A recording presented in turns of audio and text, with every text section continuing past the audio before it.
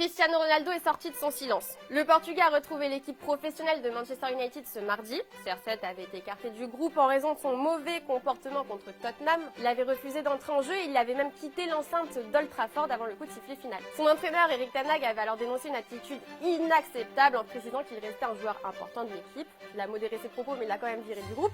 CR7 s'était donc entraîné seul pendant quelques jours et ce mardi, à l'issue d'une réunion entre les deux hommes, Cristiano Ronaldo a été réintégré à l'effectif professionnel et donc autorisé à prendre part aux séances d'entraînement. Tout semble donc aller mieux, à en croire le Portugais, au point que Cristiano Ronaldo a posté un message positif sur son compte Twitter.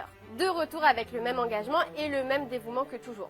On espère quand même que ce ne sera pas tout à fait le même engagement que face à Tottenham et que cette fois il acceptera d'entrer en jeu si son coach lui demande. Bref, il a partagé cette phrase avec une photo de lui où il affiche un grand sourire, voilà, ça fait plaisir qu'il soit heureux. D'après les informations de la presse anglaise, l'ancien madrilène est même pressenti pour débuter la rencontre de ce jeudi face au Sheriff Tiraspol en Ligue Europa. Et au fait, on a aussi des nouvelles sur ce qu'il va faire cet hiver, ou plutôt ne pas faire. Naples faisait partie des rumeurs, mais ce mercredi, le directeur sportif du club italien Cristiano Giuntoli a donné son avis sur ce potentiel transfert au micro de DAZN. L'actuel leader de la Serie A s'est montré très clair par la voix de son directeur sportif. Aucun joueur ne sera recruté cet hiver.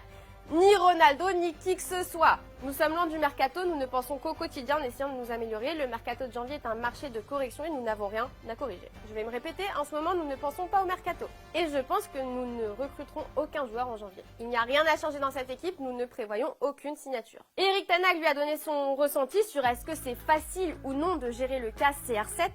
No, it's not difficult. But I think we said everything and we answered all the questions. And so he was out for one game and now he's back in the squad as usual. What I say, I don't have to do it anymore. It's done. He's back. Focus on the game and that's important. And Cristiano is involved in the squad tomorrow. Le coach a également donné des nouvelles de Raphaël Varane qui s'est blessé samedi face à Chelsea. Rafa Varane isn't in the squad, so he will be out certainly till World Cup. And so he will not play this in this block for Man United.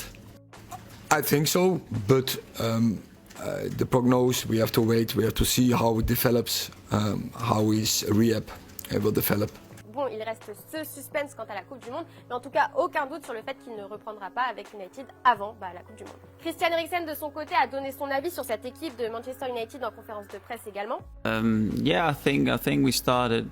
I think the players and I think in general, I think we started believing in what we were doing on the pitch, and obviously a lot of the 1-0 wins gave us a lot of confidence that really we could do well and really get momentum. And I think that started a bit of an extra build-up after the Brentford game.